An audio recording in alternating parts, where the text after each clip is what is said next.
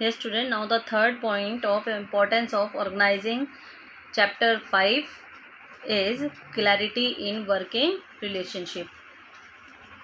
Clarity in working relationship, जैसे नाम है, हमने पहले डिसाइड बताया था कि वर्किंग रिलेशनशिप को क्लैरिफाई करना, बताना कि कौन किसको रिपोर्ट करेगा, कौन किससे इंस्ट्रक्शन लेगा और कौन किसको इंस्ट्रक्शन देगा.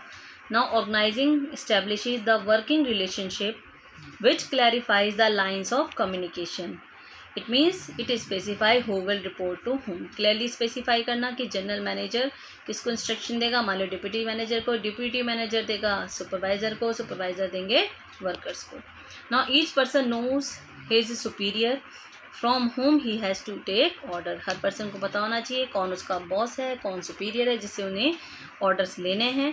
एंड दिस रिमूव एम्बिग्विटी और confusion in transfer of information. तो उनके माइंड में किसी भी तरह की कोई कन्फ्यूज़न नहीं होगी कि उन्हें किससे इंफॉर्मेशन लेनी है और किन को इंफॉर्मेशन देनी है. Now it will create a hierarchical order and helps in fixation of responsibility. Now responsibility can be also easily fixed. Look here, for example, general manager give instruction to the manager, marketing manager and production manager. Production manager give instructions to the supervisor. Then it create a hierarchy. Hierarchy means sequence of level. General manager instruction देगा marketing manager को, marketing manager give instruction to the supervisor.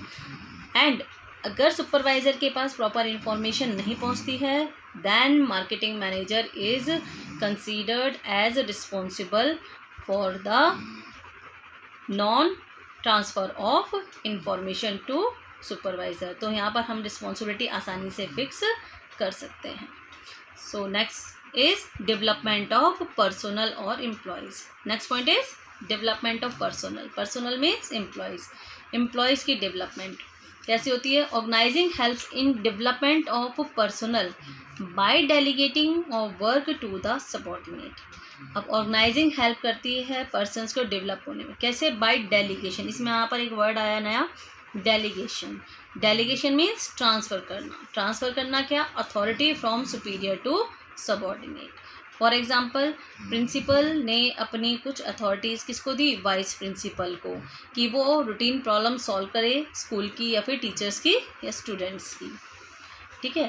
Then it is called as delegation, कि अपना काम दूसरे के साथ share करना जिससे कि आप अपने टाइम को जो इम्पोर्टेंट मैटर्स हैं वहाँ पर यूटिलाइज कर सको.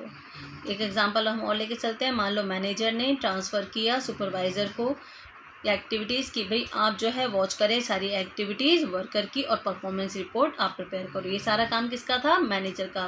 लेकिन मैनेजर अगर सारी एक्टिविटीज़ खुद परफॉर्म करेगा तो बहुत ज़्यादा ओवर बर्डन हो जाएगा, इसलिए वो क्या करता है? अपनी एक्टिविटीज़ को कुछ डेलीगेट कर देता है, मीन्स ट्रांसफ़र कर देता है अपने इमीडिएट सबॉर्डिनेट को.